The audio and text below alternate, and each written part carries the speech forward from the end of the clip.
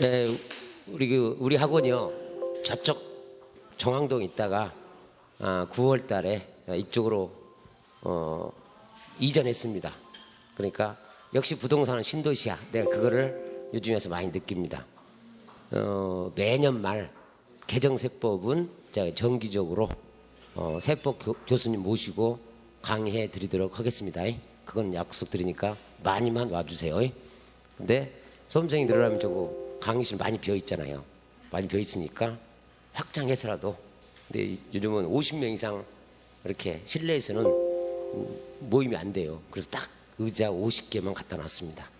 고맙게 생각하고 여러분들 이 지역에서 중개업의 최고 전문가들이니까 뭐 개정세법이라든지 다른 거 있으면 여러분들한테 서비스 해드리도록 하겠습니다. 대곳 공인중개사 학원이 있다는 것만 소문내 주십시오. 예? 그렇게 하고 저는 여기 학원 운영자고요. 우리 세법 교수님은 김성래 교수님이신데 아주 유명하신 분이에요. 그리고 이번에 새롭게 초빙했습니다. 그리고 우리 학원에 계속 영원히 강의하실 수 있습니다. 저거 아주 좀 막역한 사이니까 세법에 관련된 거 질문 있으면 언제든지 학원에 오셔서 질문하시기 바랍니다. 네, 고맙습니다. 자, 우리 교수님 마스크 벗어도 괜찮죠? 여러분들 쓰시고. 자, 우리 김성래 교수님 소개해 드리겠습니다. 네.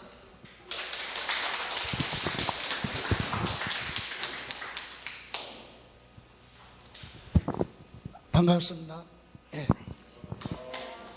저는 세무사 자격을 가지고 과거에 사무실을 운영하다가 한 30년 전부터 강의가 좋아가지고 강의를 하게 됐습니다. 그래서 지금 현재는 대구 계명대 그리고 인하대 폴리텍 경매과정 수업을 세법 수업을 하고 일반 수도권에서는 공인중개사학원의 부동산 세법을 29년 동안 하고 있습니다. 그래서 오늘 우리 원장님하고 또 인연이 돼서 이제 32회 내년부터 공인중개사 시험 대비하는 분들의 강의를 제가 여기서 하게 됐네요. 또 이렇게 보니까 여러분 오늘 반갑습니다. 공인중개사가 굉장히 요즘 힘들잖아요, 그죠? 예. 근데 공인중개사가 준비된 공인중개사는 언제 어떻게 될지 모르니까 준비를 하고 있어야 된다. 오늘 바쁘신데도 불구하고 이렇게 나오셨다는 건 굉장한 열정이다. 그래서 짧은 시간이지만 여러분이 오셨으니까 오신 것만큼의 이 자료만큼은 충분히 좀 이해를 하시고, 짧은 시간이지만 일부는 요거 동영상을 오늘 수업하는 걸 녹화를 해서 학원에 아마 홈페이지에 올릴 거예요. 그래서 혹시라도 못 들으신 분 또는 오늘 수업을 하시다가 빠뜨린 부분이 있으면 그 확인해서 가입하셔서 확인하시는 걸로. 그리고 아까 원장님께서 말씀하셨지만 저는 매년 개정되는 법률은 그 지역에 제가 나가는 학원에는 매년 1년에 한 번씩 개정법률 강의를 무료로 강의를 하고 있습니다. 그때 문자 나가면 또 그때 학원을 방문하시고, 오늘 자료 보시면은요, 이 자료가 두 가지입니다. 앞에 거는 원래 작년 12월 말에 세법이 개정돼서 올해 2020년 1월 1일부터 시행하는 부분이고, 중간에 보시면은요 색지가 들어가 있는 게 있어요. 중간 24페이지 정도. 그거는 여러분 잘 아시다시피 엊그저께 2020년 8월 4일 날 취득세 그리고 종합부동산세 양도소득세 개정된 부분이 있죠. 물론 이 개정된 부분은 취득세는 일부가 시행이 되고 있고 종부세나 양도소득세는 내년부터 적용하는 겁니다. 그리고 또 이미 올해 8월 4일 날 개정된 게 아니라 그 전에 개정됐어도 유예 기간을 주었던 게 있어요. 근데 대다수 지금 내년부터 바로 시행이 되는데 현업에 계시는 분들이 이거를 잘 적응이 안 돼. 다시 말하면 1세대 1주택 2년 보유기간도요 내년부터는 기본적으로 주택이 하나 남았을 때부터 계산한다는 사실이야. 그죠? 두 개 가지고 하나 팔았단 말이에요. 그럼 하나 남았잖아요. 그럼 그거 1세대 1주택 비과세는 어떻게 할 것이냐? 주택을 두 개 가지고 팔았으니까 하나 남았잖아요. 그때부터 새롭게 보유기간 몇 년? 이렇게 기본적인 내용인데도 까먹고 넘어갈 수도 있다. 그래서 혹시라도 수업을 하면서 질문 있으시면 중간에 쉬는 시간 활용하시고요. 바로 수업 들어갑니다. 여러분 1쪽에 보시면 1페이지에 보시면 납세자 권리 구제라고 나와 있죠. 구제 절차, 그것은 그냥 개념적으로만 보시면 되는데, 이게 무슨 말이냐면, 여러분 공인중개사 사무실도 그렇고 사무실 학원도 그렇고 기업체도 그렇고 개업하고 5년 정도 지나고 나면 정기 세무서에서 세무감사가 나올 수도 있어요. 규모가 큰 데는. 그러면 그것을 세무조사를 해서 그 내용을 세금을 부과하기 전에 먼저 세무서에서 납세자한테 뭐한다? 결과를 통보를 합니다. 당신이 세금 내야 될 부분이 이 정도 된다라고 세금이 부과되기 전에 예고가 들어와요. 납세자한테 통보합니다. 그것을 보고 납세 의무자는 30일 이내 이것이 억울하다. 대다수 억울하죠. 그죠? 그런 경우는 과세하기 전에 적부심사다. 그래서 30일 이내 절차를 밟으면 되고, 또 그 밑에 이때 구체적으로 이의신청이 있고 심판 청구, 행정소송이 있죠. 예, 이런 건 참고로만 한번 보시면 돼요. 참고로 세금이 부과되는데 잘못됐다 그러면 90일 이내 이의신청을 하라. 지방세면 시장 군수한테, 국세면 세무서장한테, 그죠? 그러면서 결정해서 이의신청하면 90일 이내 결정해서 통지가 나옵니다. 물론 국세는 30일 이내 결정해서 통지해 주죠. 그래서 안 받아주면 심사 청구하거나 밑에 심판 청구 둘 중에 하나 또 할 수도 있고, 그래도 안 받아주면 행정 소송으로 갈 수도 있다. 참고로 절차 봤어요.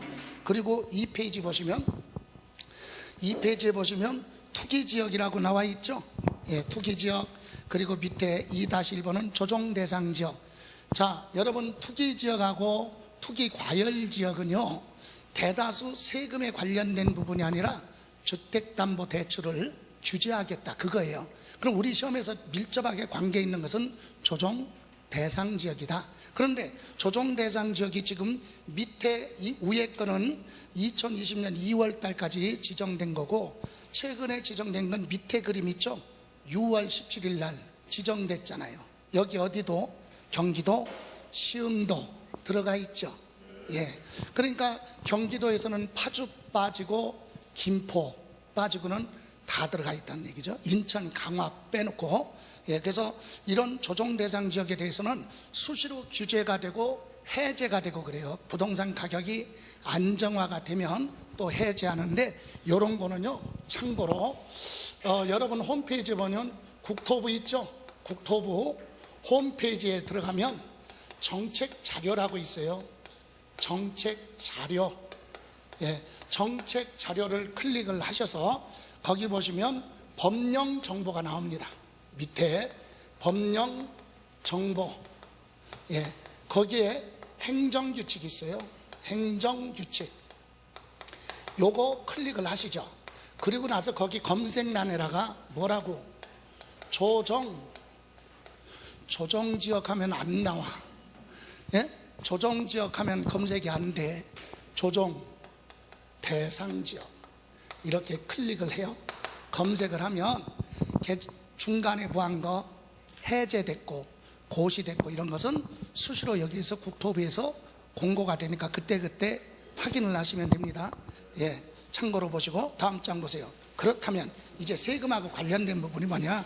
3페이지에 보시면 조정 대상 지역에서 가장 핵심이 바로 뭐냐면 부동산 팔았을 때 양도소득세 할증한다. 그죠? 그리고 종합부동산세 할증하겠다. 그러면 위에 그림 보시면 조정 대상 지역에 중과세 적용이 있죠. 1번 분양권 양도했을 때 보유기간에 관계없이 몇 프로요? 이건 올해 말로 끝나요. 올해 말로.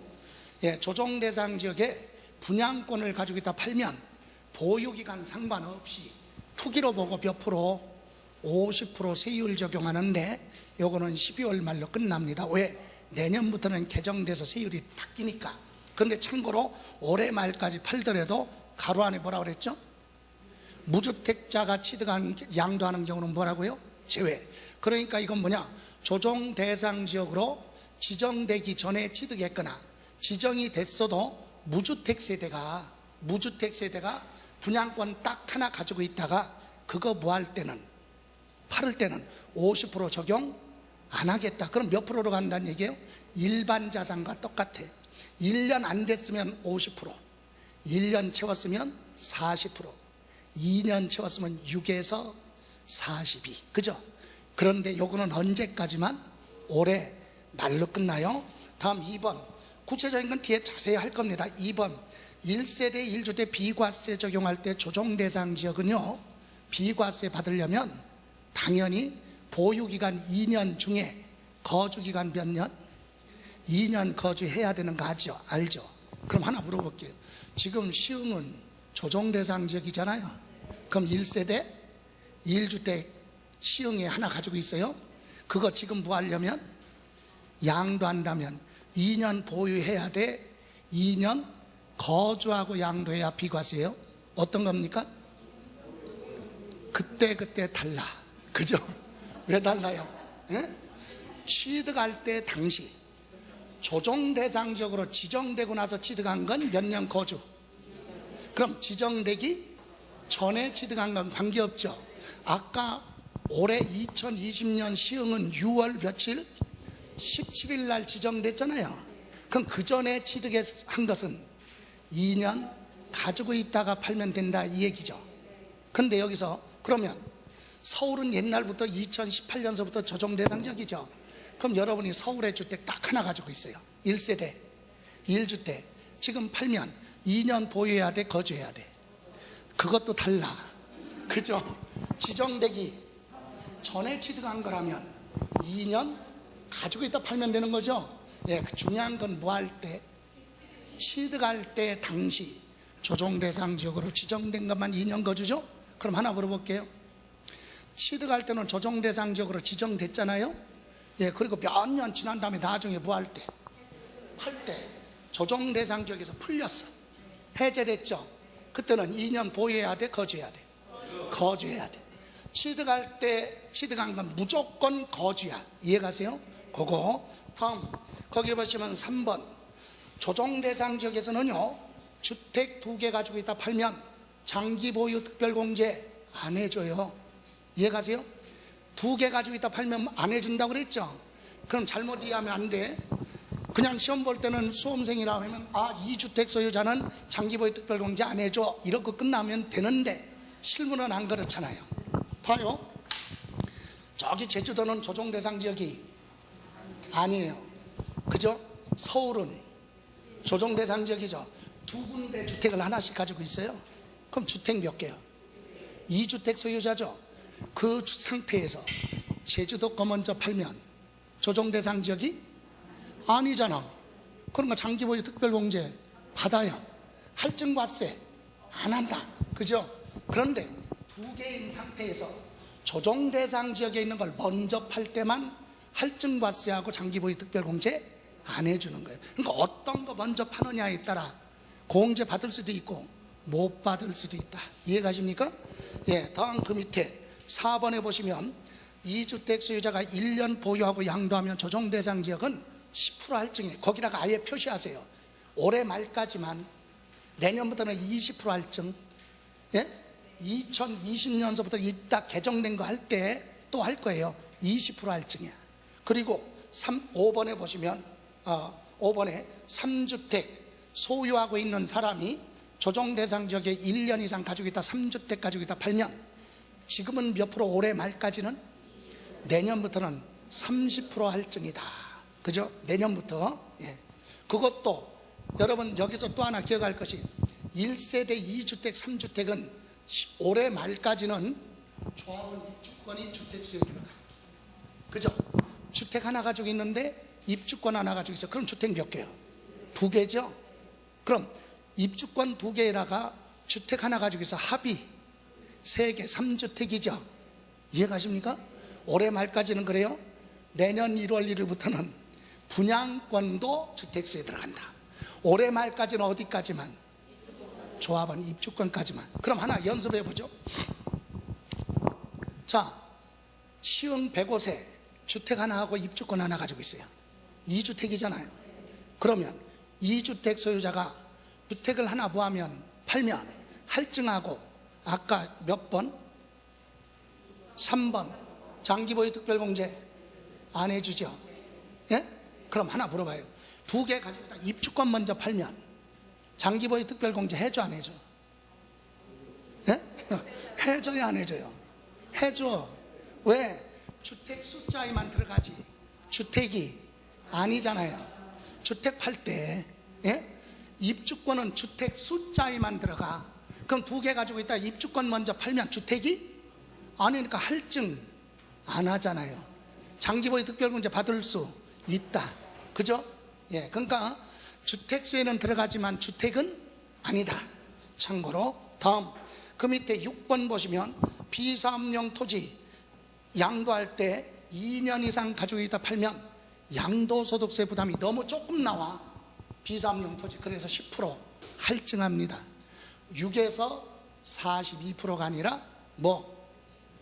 예? 26에서 62. 이거는 조정 대상 지역이든 아니든 관계없어요. 비사업용 토지. 자, 그런데 맨 위에 보실래요? 박스 있죠? 위에 조그맣게 2019년 12월 17일부터 올해 6월 말까지 조정 대상 지역에 몇 년? 10년 이상 가지고 있다가 주택을 구할 때는 양도할 때는 밑에 3번, 4번, 5번은 제외. 그러니까 장기보유 특별공제 해주고, 그죠? 예, 중과세 적용 안 하겠다 한시적으로. 그러니까 올해 6월 말까지 팔아라. 이미 지났죠? 예, 됐어요. 그 정도 보시면 되고, 그 밑에 또 하나 그림 있죠? 그건 이제 내년에 관련된 건데 2주택 이상 소유자의 종합부동산세 할증과세 이따가 할 겁니다. 예, 할증 세율이 높아졌어요. 2번 2주택 이상 소유자의 종합부동산세 세부담은 원래는 작년 세금의 2배인데 내년부터는 3배 300%. 예. 그리고 3번 일시적 2주택 양도소득세 비과세 요건이 있죠. 거기 가로 열고 뭐라고 그랬어요? 신규주택 취득한 날로부터 1년 이내 신규주택 전입 및 종전주택 양도 그랬죠. 자, 이 부분은 잠깐만 볼게요. 이렇게 갑니다. 자, 예를 들어서 시흥에 지금 조정대상 지역이죠. 요 시흥의 조정대상 지역이에요. 여기에 주택이 하나 있어요. 그런데 요걸 뭐하고 취득하고 몇 년? 1년이 지난 후에. 1년 지나야 돼 기본이. 그럼 1년 안 돼서 사면 무조건 투기니까 과세고, 1년 지난 다음에 또 하나 취득했어요. 어디 거? 서울 거 취득했어요. 둘 다 조정대상 지역에. 그죠? 자, 이거 언제 취득했느냐? 2019년 12월 16일 취득했어요. 이전에. 예? 그러니까 작년 2019년 언제? 12월 16일 그 전까지 취득한 거 옛날에. 그러면 이거는 요 주택을 취득한 날로부터 몇 년? 2년. 몇 년이요? 2년 안에 시흥에 있는 주택을 봐라. 양도를 해라. 그럼 두 개 가지고 있다가 하나 팔아도 뭐야? 1세대 1주택으로 보고 비과세 혜택 줘요. 중요한 건 언제 취득했다 요 주택을? 작년 2019년 언제? 12월 16일 그 전에 취득했다 이거예요. 그러면 이제 요번에는 보세요. 2000 몇 년? 자, 시흥에 주택이 하나 있습니다. 조정대상 지역이죠. 요 주택 취득해 놓고 몇 년? 1년이 지난 후에 서울의 주택을 또 하나 취득해서 조정대상 지역의 무슨 주택? 2주택이죠. 이거랑 같은 거잖아요. 2주택이죠. 근데 요때 취득한 건 몇 년? 2년. 그럼 이건 언제냐? 요거 2019년 12월 며칠? 17일부터 취득한 거. 날짜. 우리 시험을 공부하는 수험생은 날짜가 중요하지 않아요. 근데 우리 실무는 날짜가 중요해. 자, 요거 취득했잖아요. 그럼 요 주택을 취득한 날로부터 몇 년? 1년이에요. 1년. 1년 안에 시흥 거 먼저 보여야 돼. 양도해야 돼요. 이거 몇 년 보유? 2년 보유. 조정 대상적으로 지정되기 전에 취득했으면 2년 보유. 조정 대상적으로 지정되고 나서 취득한 거면 2년 거주. 그죠? 그리고 팔면 비과세죠? 조건이 하나 또 있어요. 1년 안에 팔아야 되고 1년 안에 이 주택으로 세대 전원이 뭐하라? 예? 전입신고가 돼 있어야 돼. 전입신고까지 끝나야 돼. 이게 동시에 끝나야 돼요. 그래야 비과세 받을 수 있다. 그죠? 몇 년 안에 서울주택 취득하고 몇 년 안에? 1년 안에 종전 서울 시흥거 팔았죠? 팔아야 되고 또 여기로 세대 전원이 뭐 해야 돼? 예, 전입신고까지 끝나야 돼. 그런데 예외가 있어요. 자, 전 소유자가 갱신 청구권에 의해서 전 세입자가 2년 연장 받을 수도 있죠. 연장 받고 나서 얘가 취득한 거야.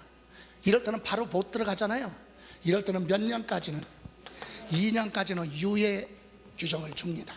이해가세요? 그런데 요 사람이 뭐 해놓고 취득해놓고 전 세입자한테 갱신 청구권을 행사한 건 안 돼.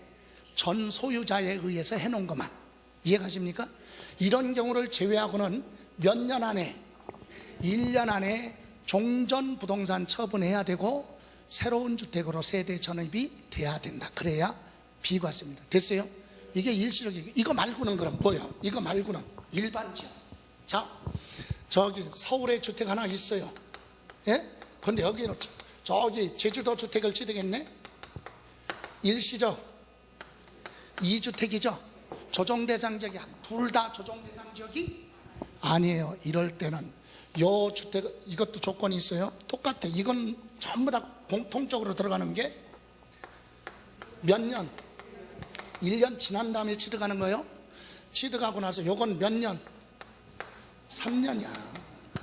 3년 안에 옛날 걸 팔아라. 그럼 비과세 혜택을 주겠다. 이해가세요? 그러니까 둘 다 조정대상지역이 아니면 그냥 몇 년? 3년. 조정대상지역인데 올해 최근에 취득한 건 몇 년? 1년. 그 전에 취득한 건 2년. 이렇게 되는 거예요. 됐습니까? 예, 그 정도 보시면 되고 또 하나 4번에 보시면 2021년 1월 1일부터 조정대상지역의 중과세 대상주택의 분양권 포함이에요. 언제부터 취득하는 거? 내년 1월 1일부터 취득하는 분양권은 조합원 입주권과 같이 주택수혜부한다 포함. 그럼 보세요. 내년에 기존에 주택 2개 있는데 내년에 분양권 하나 샀어요. 합이 몇 개야? 3개, 3주택이라는 얘기죠. 그죠? 지금 현재 주택 하나 하고 입주권 하나, 주택이 몇 개야? 2개인데 내년에 1월 1일 뭐 사면? 분양권 사면 몇 주택? 3주택. 이해가십니까?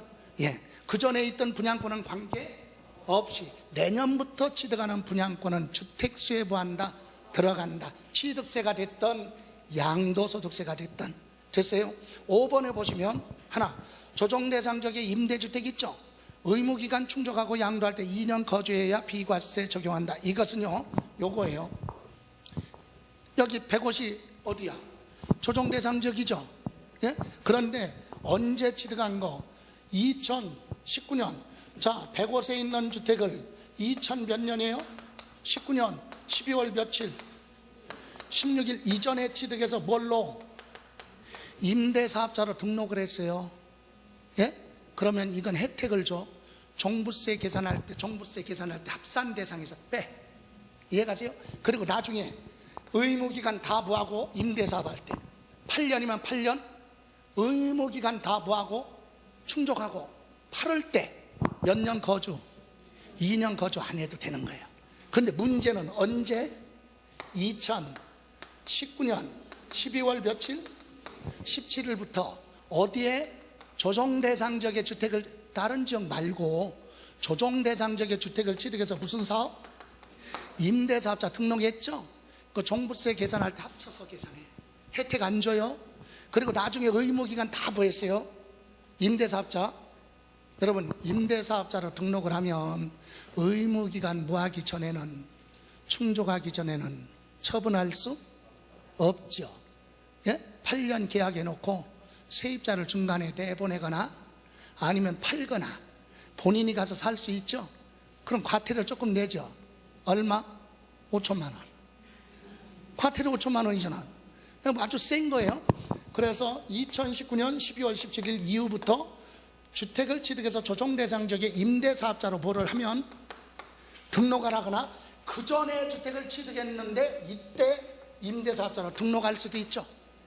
옛날 주택 가지고 있다가 요날 이후에 임대주택으로 등록을 하면 이건 혜택을 안 준다. 종부세 과세할 때 합쳐서 과세하고 나중에 그거 의무기간 충족하고 뭐 할 때 팔 때는 2년 거주하고 팔아야 비과세 받을 수 있다, 이 얘기입니다. 자, 이 전체적인 흐름을 한번 봐세요. 이거 전체적인 거예요. 그러니까 이게 뭔 내용인지 정리하기가 좀 그래요, 그죠? 이제 본격적으로 갈 거예요. 4페이지 보세요. 자, 여러분 공인중개사 시험을 준비할 때는 시험을 준비하는 거니까 글자 하나하나 신경 써서 공부했잖아요. 근데 지금 앉아서 공부하는 지금 자세 보니까 표정이 벌써 틀리잖아. 여유가 다, 그죠? 지금 우리 수험생들은 막 이러고 공부해. 그래서 이런 기회 아니면 취득세도 한번 체계적으로 한번 읽고는 가자. 알고 있어도 여러분 부동산 취득은 언제 취득해? 4페이지 매매, 개인과 개인 간에는 계약사상 잔금 지급일, 그죠? 아파트 분양받거나 공매나 경매로 취득하면 경매 대금을 납부한 날이죠. 그날을 사실상 잔금 지급일. 개인과 개인끼리는 주든 안 주든 계약서상보 잔금 지급일.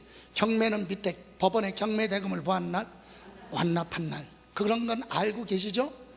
그 다음에 이제 밑에 4번 취득세 과세 표준은 매매로 취득하면 본인이 무한 가액, 신고 가액, 신고한 가액이 터무니없이 시가 표준액보다 뭐하면 낮으면 그거 인정 안 하고 시가 표준액으로 가죠.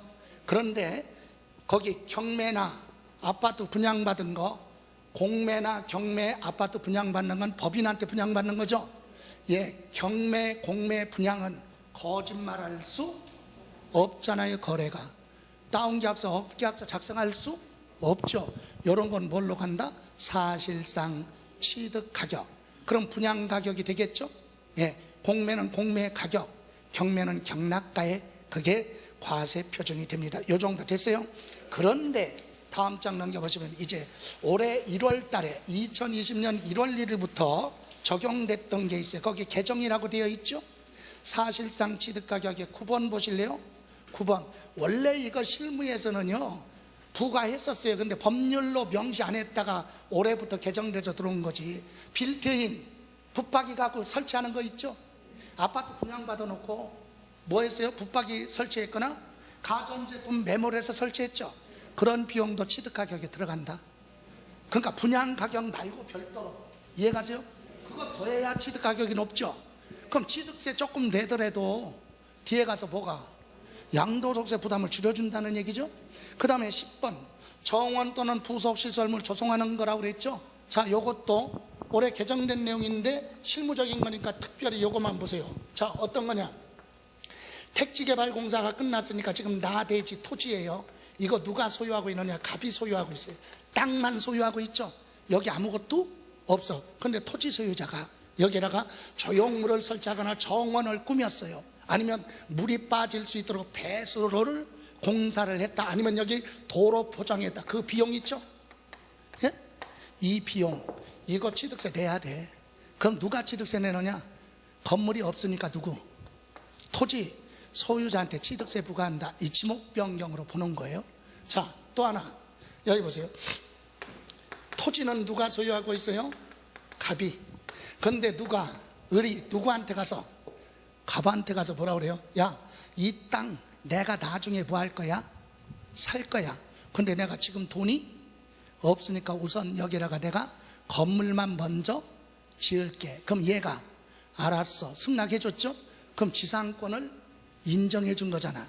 그래서 얘가 얘 땅에다가 부어줬어요. 건물을 건축합니다. 그럼 이거 취득세 내야죠?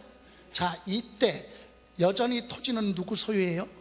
갑 땅인데 여기다가 정원을 막 꾸미거나 조형물을 설치하는 데 들어간 비용이 있다. 이 비용 취득세 내야 돼요. 그럼 건물 소유자가 내야 되느냐? 토지 소유자가 내야 되느냐? 소유자가 지금 서로 다르잖아. 건물 소유자는 누구고? 땅 소유자는 갑. 근데 여기에 이 건물 공사하면서 이런 조형물을 설치한 비용은 누가? 건물 소유자, 건물 취득 가격에 포함하라 이거예요. 예, 이것은 뭐 특별히 뭐 한번 읽어만 보시면 되고, 중요한 건 오른쪽에 취득 가격 특례라고 나와 있죠. 취득 가격 특례. 자, 이건 무슨 말이냐? 여기 보실래요? 자, 주택건설 회사가 아파트 뭐예요? 분양해. 아파트 분양 공급가액이 10억짜리 아파트야. 근데 누가? 갑이 계약금 줘요. 계약금 주고 무슨 계약? 분양계약 체결했어요. 계약금 준 순간부터 얘는 무슨 권? 분양권. 분양권 취득세 내요 안 내요? 안 내지, 부동산이 아니니까. 취득세 안 내요. 나중에 아파트 완성되면 그때 취득세죠. 자, 얘 지금 얼마짜리 분양 가격이야? 10억짜리 아파트 분양권이죠. 그죠? 근데 이걸 누구한테 팔아? 을한테 분양권 전매 팔 수 있죠? 불법인데요. 세법은 불법 합법 여부를 따지지 안 해. 그냥 팔았으면 세금 내야 돼. 자, 팔았어요. 전매. 근데 얘 분양권이 얼마짜리 분양권이야? 10억짜리 아파트 분양권이죠. 근데 얘가 분양받고 났는데 그럴 리는 없지만 고급 정보에 의해서 보니까 여기에 멋있는 닭골당이 생겼네. 그럼 괜히 분양받아서, 그죠? 예, 빨리 가격 떨어지기 전에 조금 뭐하고 손해보더라도 팔 수 있죠. 자, 분양권 팔 때는 프리미엄을 붙여서 팔 수도 있지만 싸게 팔 수도 있잖아요. 그래서 9억에 팔았다 이 얘기야. 분양권 얼마짜리를? 10억짜리를 9억에 팔았죠. 얘는 분양권이 여기로 왔네. 그죠? 예, 나중에 회사로부터 아파트 분양받을 때 얼마짜리 받아요? 10억짜리. 그럼 얘 취득세 뭘로 할 거냐? 이게 개정된 거예요. 예? 그러면 원래는 분양 가격으로 해줬었어. 그죠? 근데 얘는 투기하는 거지 지금. 그죠? 이거 취득하기 위해서 실제로 얘 돈 준 게 얼마야? 9억 줬잖아요. 그런데 얼마로? 10억을 취득 가격으로 인정해주면, 나중에 얘가 10억에 뭐하면? 팔면 매매 차익이 없네? 양도세를 하나도 안 내잖아. 그러니까 혜택을 주는 거죠. 그래서 지금 작년까지는 그랬는데 올해부터는 그렇게 안 하겠다. 그럼 아파트 10억짜리 분양 받았어도, 회사로부터 분양받는 분양 가격이 있어도 분양권 전매로 사서 분양받는 거죠. 이때는 얼마 준 거?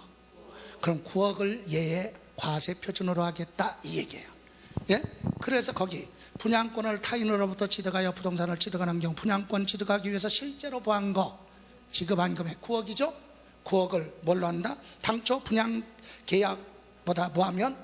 낮으면 분양권 취득하기 위해서 실제로 준 돈 9억을 취득세 과세 표준으로 해야 된다. 그거 됐어요?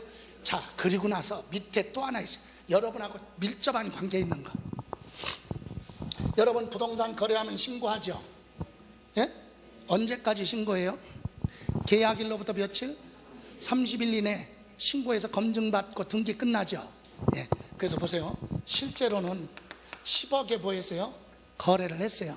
그런데 다운계약서 작성했어. 그래서 신고를 얼마로? 9억으로. 예? 9억으로. 근데 이때 뭐가? 시가 표준의 공시가격이 8억이야. 그럼 요렇게 다운해서 들어가서 뭐를? 시장군수한테 뭐? 검증받으려고 계약서 이렇게 작성해서 가면 시장군수는 이거보다 뭐하니까? 높으니까 그냥 인정해줘라. 검증해주죠. 실무에서는 이거보다 낮으면 검증 안 해줘요. 그죠? 실제로는 시가 표준액보다 낮은 가격으로 시청 가서 하면 검증 안 해줘. 근데 지금은 시가 표준액보다 뭐하니까? 높으니까 검증 받았잖아요. 예, 끝났어. 신고 납부 끝났어요. 자, 그런데 지금은 올해부터는 뭐냐? 부동산을 취득한 사람이 있으면 상대방은 뭐? 팔은 사람이 있겠죠. 팔은 사람의 세무조사를 국세청에서 하다 보니까 검증받은 게 아니라 실제로 뭐 한 거? 거래한 금액이 10억이라고 뭐 같으면 확인되면 이미 검증받아서 끝났어도 다시 하겠다. 추징 얼마로? 10억으로. 그러면 차이 나는 거 얼마? 1억만큼 가산세 붙어요. 이해 가십니까? 그것을 아예 법률로 명시했다. 그러니까 쉽게 말하면 다운계약서 작성해서 여러분이 뭐 해줬어요? 매매계약서 작성해서 검증을 받으면 그걸로 끝났는데 올해부터는 검증받았다 하더라도 차후에 세무조사 등으로 인해서 실제로 거래한 가격이 뭐가 되면 확인되면 취득세 다시 계산해서 추징한다, 그 얘기입니다. 그래서 밑에 보시면 부동산 거래 신고 후 필증을 받아서 취득세 신고 납부 끝났어요. 그죠?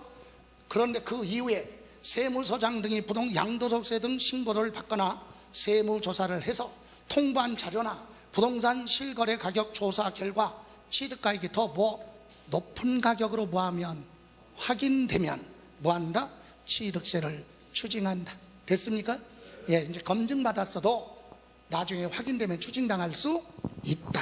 여러분, 화장실 갈 때하고 나올 때하고 틀리잖아요. 다운계약서 작성하면 나중에 뭐 그런 거 하면 안 되겠지만 뭐하면 취득한 사람은 싸게 사니까 좋았잖아요. 나중에 팔려고 봤더니 뭐 양도소득 많이 내잖아. 억울하죠. 그러니까 어떻게 자진 신고하지. 세무서 가서 나 옛날에 뭐 했어? 다운계약서 작성해서 그래? 그럼 추가로 내. 그걸로 끝나지. 처벌하지 않겠다. 그럼 상대방 누구는 파는 사람한테 추징하겠다. 그러니까 누구든 하나 먼저 부하는 사람은 이실직고하면 처벌하지 않아요. 지금은. 그렇기 때문에 옛날에는 그런 게 많았었어요. 옛날에 15년 20년 전에 공인중개사들은 진짜 무지막스러웠어요. 다운계약서 작성해갖고 어떻게 했어요? 2장 작성했어요. 친절하게. 하나는 세무서 신고용, 하나는 집에 보관용. 그랬어요. 2개 작성했어요. 예? 그리고 나중에 산 사람이 그렇게 억울하니까 그거 가지고 뭐해? 신고하죠. 그러니까 추징당하죠. 중요한 건 공인중개사 뭐 해야 돼? 처벌받잖아. 예? 그러니까 어떻게 옛날에는 문 닫고 폐업하고 딴 데 가서 하고 옛날에 많았었어요. 예, 그런데 지금은 안 돼, 그거. 그죠? 좋아요. 그래서 그거 참고를 하시고, 이제 핵심이 밑에 6번 부동산 취득했을 때 세율 있죠? 예? 거기 중간에 보시면 자, 농지, 매매나 경매, 상속, 원시 취득, 증여 세율 나왔죠? 근데 핵심이 되는 건 뭐? 위에 주택. 주택을 뭐하면 매매로 취득했죠? 자, 보실래요? 이렇게 되어 있었어요. 2018년 12월 2019년 12월 31일까지는 6억 이하 주택을 취득하면, 주택이에요. 주택을 유상거래면 매매, 공매, 경매, 분양. 그죠? 상속증여 말고. 주택을 취득하면 6억 이하는 1%였었잖아요. 6억 초과 9억 이하는 2%였었어. 무조건. 7억이나 8억이나 9억이나 2%. 그리고 9억을 부하면 초과하면 몇 프로? 3% 이렇게 하던 것을 세법이 개정돼서 2000 몇 년? 20년 1월 1일부터는 개정됐죠. 어떤 거? 요거 그대로 있어. 어떤 것만 개정했어? 요거만 개정했죠. 요거 개정했어요. 요거는 그대로 가고, 그리고 요 개정할 때 요거 어떻게 됐어요? 자, 3분의 2 곱하기 1억분의 취득 가격, 여기서 마이너스 3, 이게 공식이야. 그러니까 가격에 따라서 취득세 세율이 달라요. 만약에 7억이면 어떻게 돼? 7억. 올해 1월 달에 7억이면 3분의 2 곱하기 1억분의 7억, 이게 취득 가격. 그럼 요거 계산하면 어떻게 돼?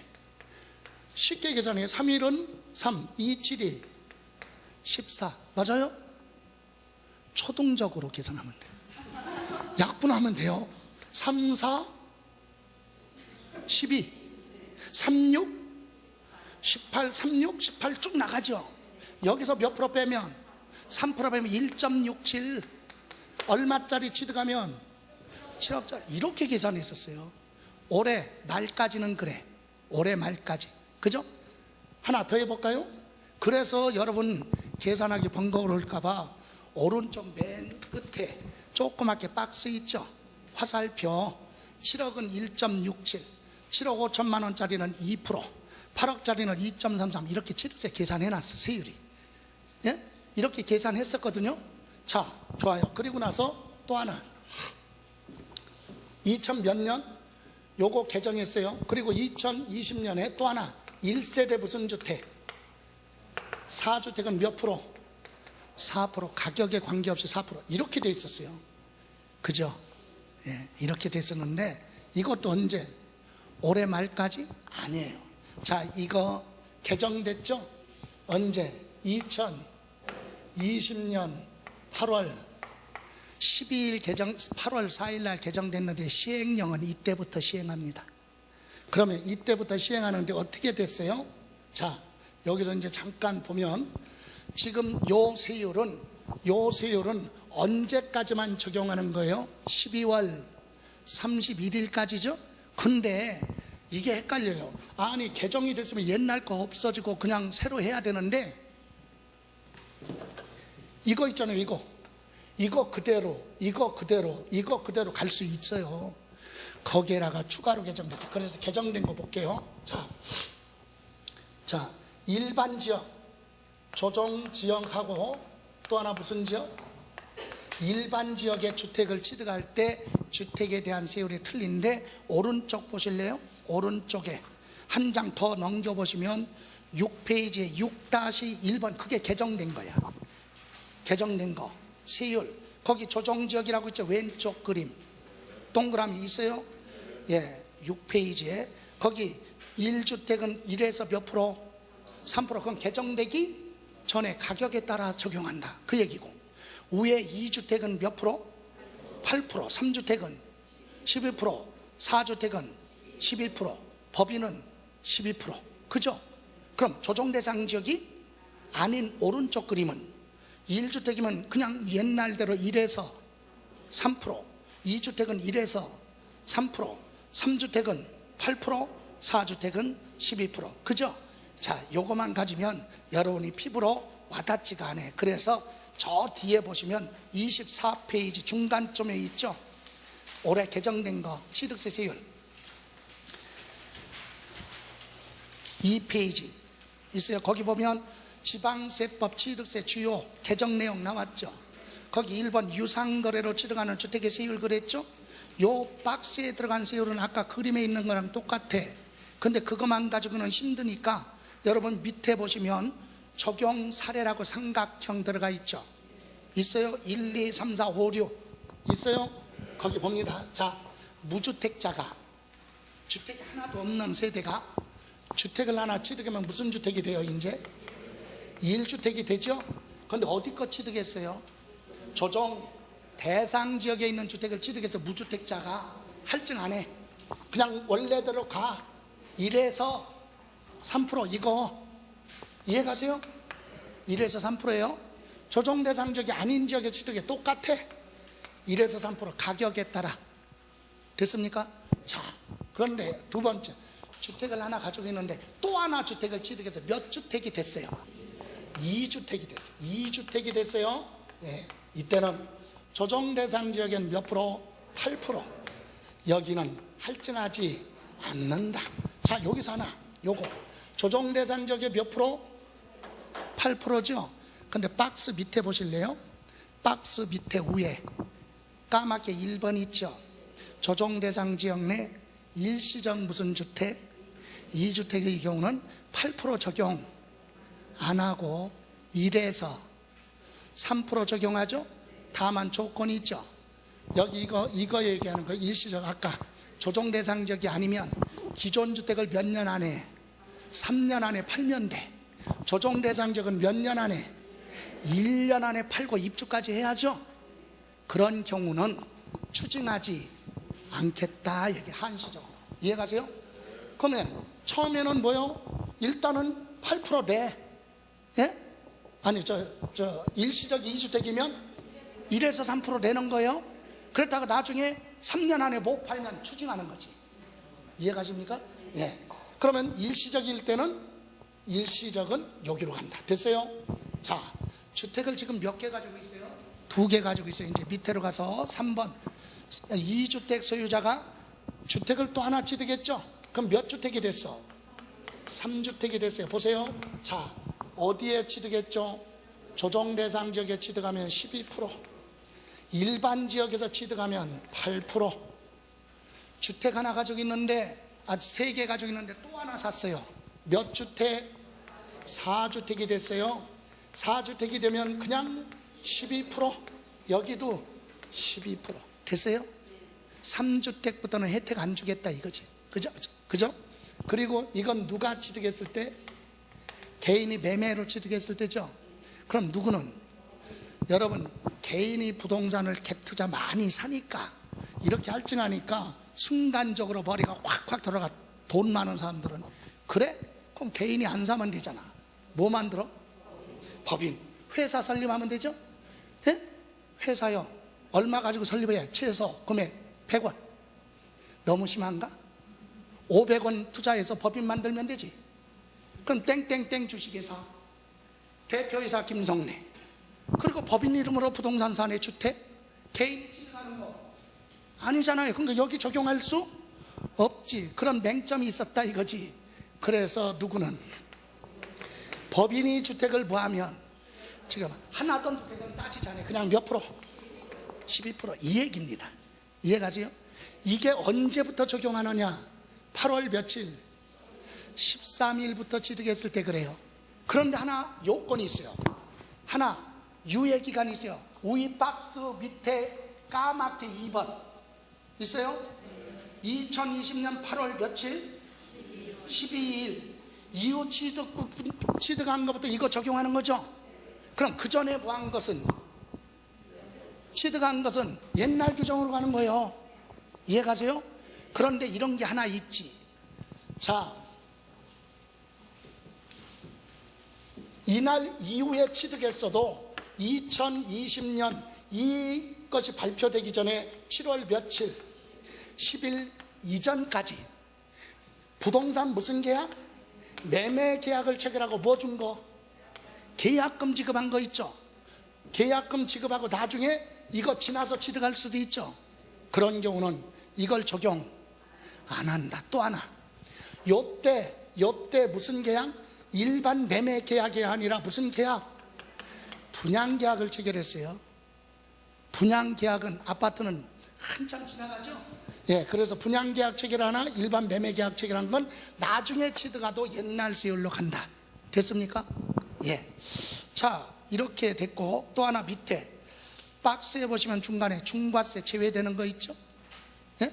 그게 무슨 말이에요? 여기 주택 2개, 3개, 4개 이거 숫자 계산할 때 여기서 뭐 하는 거? 빼는 거. 주택세 안 들어가는 거 이거 알아야죠? 예. 다른 건 다 몰라도 1억 미만 주택 있잖아요.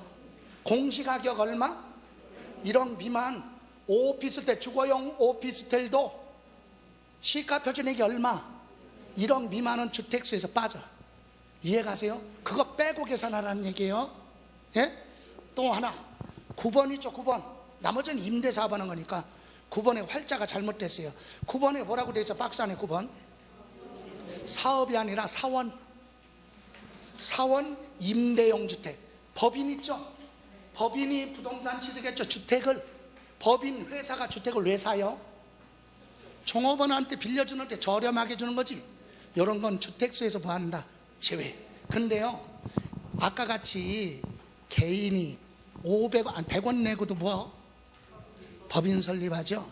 그래서 법인 설립해 놓고 뭐? 직원 뭘로?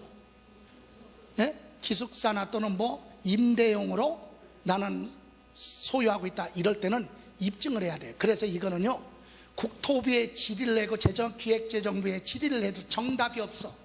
이거는 월권을 누구한테 주냐? 재량권을 시군구한테 줬어요. 그래서 법인이 사원용 주택을 취득하려면 취득하기 전에 어디 가서 시청, 구청에 가서 뭐하라? 확인해봐라. 나 이런 목적으로 뭐 살려고 하는데 인정되느냐? 그래서 타당성이 있을 때만 인정해 주니까 무턱대고 샀다가는 인정 못 받을 수도 있다. 요 두 가지 이해가십니까? 그리고 그 정도만 보시고 이제 1세대 알아야 되겠죠? 여기서 말하는 건 뭐예요? 여기 2주택, 3주택, 4주택은 1세대 말하는 거죠. 가족 단위로 한 사람 얘기하는 게 아니에요. 한 세대 기준으로 주택이 하나, 2개, 3개 이럴 때 그럼 거기 세대 알아야 되겠죠? 거기 원칙, 주민등록법에 따라 세대별에 같이 기재되어 있으면 가족이죠. 예? 그런데 이때 가족이라도 가로 안에 작년 말까지는요, 부부였다가 뭐를 하면, 이혼하면 남남이잖아요. 신경 안 썼어, 법이. 남남이니까. 근데 요즘은 세금을 안 내려고 뭐를 해요? 위장으로 이혼하죠.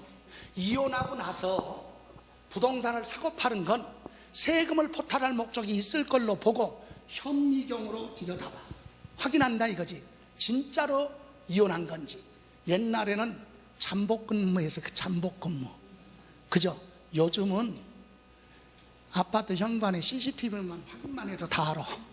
이혼했는지 출입하는지 안 하는지. 예? 그래서 이혼한 사람이 저녁에 들어갔다 아침에 나온다? 그럼 뭐야 그거? 같이 사는 거죠. 그래서 서류상 뭐를 했어도, 이혼을 했어도 이혼한 것으로 볼 수 없는 경우는 부부로 보는 거예요. 그게 올해 개정된 거예요, 실무에서는. 그리고 사실혼 관계는 관계없고. 사실혼이 뭐예요? 예? 사실혼 관계는 부부가 아니에요. 부부지만 뭐를 안 했다? 혼인신고 안 한 게 사실혼이죠. 여러분, 사실은 왜 부부가 혼인신고 안 해요? 재혼이니까. 그죠? 아, 재혼은 혼인신고 안 하나? 한쪽이 재산 엄청 많으니까. 그럼 재산이 엄청 많으면 혼인신고 안 해요? 자식들이 못하게 하니까. 그거지. 안 그래요? 아니, 그냥 멀리 볼 거 없어. 우리 아버님은 혼자 계셔. 우리 아버지 재산 엄청 많아. 어떤 여성이랑 뭐 한대? 결혼한대. 여러분 같으면 어떻게? 말려야지. 왜? 아버지랑 결혼하면 새 여자 자식 있자 상속권자로 들어올 거 아니야. 예? 그러니까 안 되잖아. 길을 쓰고 말려. 반대로 우리 어머니 혼자 되셨는데 고생만 하다가 혼자 됐어. 어렵게 살. 근데 돈 많은 남자랑 뭐 하고 싶대? 대출 받아서 지원해 줘야지. 그죠? 그거야. 그래서 혼인신고는 안 했지만 같이 살고 있다. 그게 사실혼인데 세법은 부부로 보지 않는다. 그런데 거기 이제 세 번째 줄 보세요. 다만 30세 미만 자녀는, 30살이 안 된 자녀는 부모랑 떨어져 있어도 부모랑 같이 있는 걸로 보는 거예요. 합쳐서 하나의 세대로 본다. 이해가세요? 그래서 동거 가족이 있으면 거기까지가 하나의 세대예요. 그런데 예외가 있어요. 밑에 2번. 다음의 경우는 각각 뭘로 본다고요? 세대로 본다. 이 얘기는 주민등록이 부모랑 떨어져 나왔을 때 별도로 인정해 주겠다. 그 첫 번째가 바로 뭐냐? 첫 번째 줄 끝에 30세 미만이라도 소득세법에 뭐가 있으면 돼요? 소득. 여러분, 보건복지부에서 복지정책을 수립하기 위해서 기준중위 소득이, 기준소득이 있어요. 우리나라 100가구 표본을 정해놨어요. 100가구의 월평균 소득을 100가구를 딱 정해놓고 맨 위에 소득이 제일 많은 걸 상위, 중간위, 50번째가 중간이니까 중위, 100번째는 하위, 상, 중, 하. 그럼 100가구 중에요 50번째가 중간 소득이죠. 월평균 소득이 1인이 175만 원이요. 월평균이 1인 가족이. 그럼 175만 원에 거기에 기준중위 소득인데 그거의 100분의 얼마? 40 이상. 40% 곱해봐. 한 7, 80만 원 되나? 그 정도 소득이 있는 30세 안 된 미만은 주민등록 떨어져 나가서 그 정도 소득이 있으면 별개의 세대로 인정해 주겠다. 이해가세요? 그런데 누구는 안 돼? 미성년자는 안 돼요. 미성년자는 안 됩니다. 그런데 밑에 보시면 65세 이상 부모를 동거 봉양하기 위해서 30세 이상인 자녀나 혼인한 자녀 또는 소득이 충족한 성년은 같이 살고 있어도 각각의 세대로 본다. 그래서 여러분 정리하기가 힘들까봐 다음 장에 보시면 박스로 해놨어요. 부모랑 떨어져서 세대 분리하면 별도로 봐주는 거. 1번 몇 세? 30세 이상인 사람은 결혼을 했던 안 했던 30살이 됐으면 떨어져 나오면 돼요. 자, 근데 여기 보세요. 우리 1세대는요 양도소득세도 그런데 30살 넘은 자녀는 부모랑 떨어져서 주민등록 떨어져 나왔어요. 세대 분리했죠? 그럼 하나의 세대야.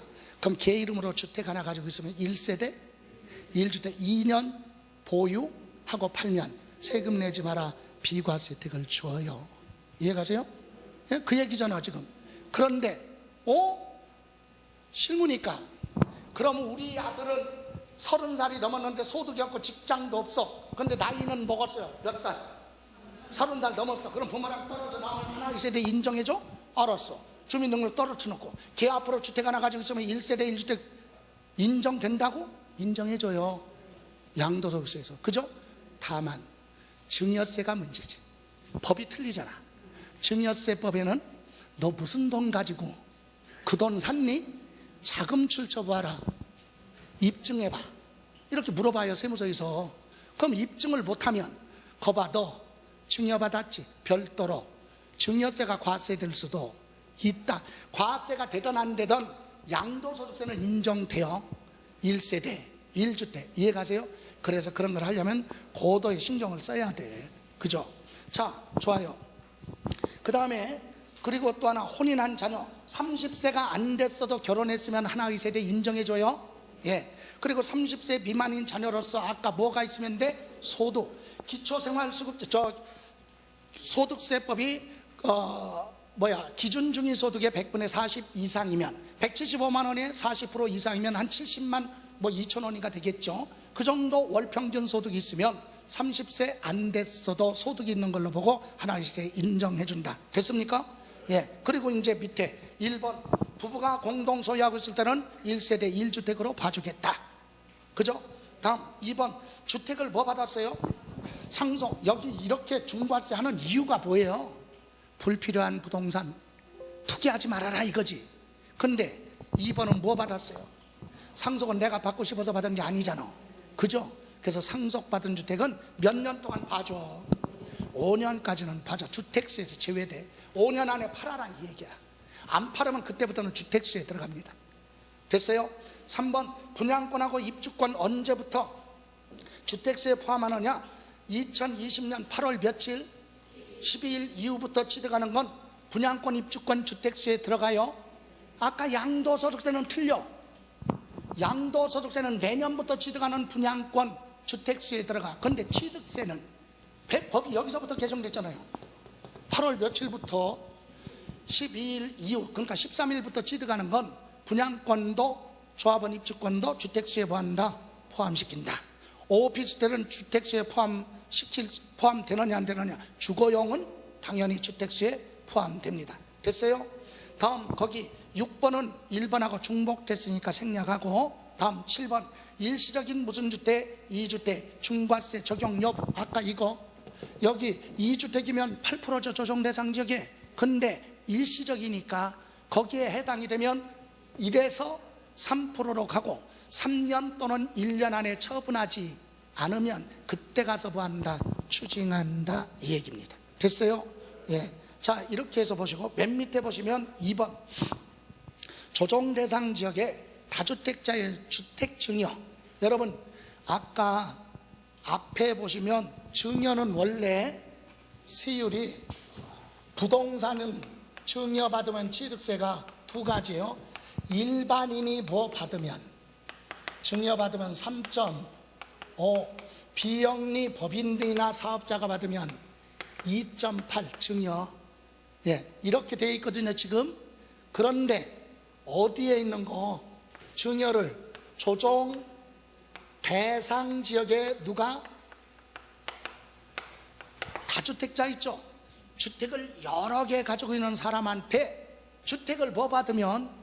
증여받으면, 이건 주택을 많이 가지고 있는 사람은 중과세 뭐 하려고? 피하려고 자식들한테 증여할 수 있죠. 그래서 그거는 몇 프로로 하겠다? 12%. 증여받으면 몇 프로예요? 12%. 3.5가 아니라 12%예요. 그런데 예외가 있어요. 거기 조정 대상 지역에 있는 주택을 증여받았을 때 할증하지 않는 건 1세대 1주택 소유자로부터 누가? 배우자나 직계. 누구? 밑에 나왔죠. 직계 존비속 부모 자식 간에 뭐 받았다? 증여받았다. 주택을 몇 개 딱 하나 가지고 있는데 그걸 증여했다는 건 회피할 목적이 아니잖아요. 그건 1, 2가 몇 프로? 3.5. 이해가세요? 예. 또 하나, 이혼으로 인해서 뭐? 재산 분할로 받는 거. 재산 분할이 뭐예요? 재산 분할이 결혼하고 나면 모은 재산은 원래 부부 공동재산이잖아. 민법에 누가 앞으로 등기됐든. 그럼 둘이 살 때는 네 거 내 거 따질 필요가 없어요.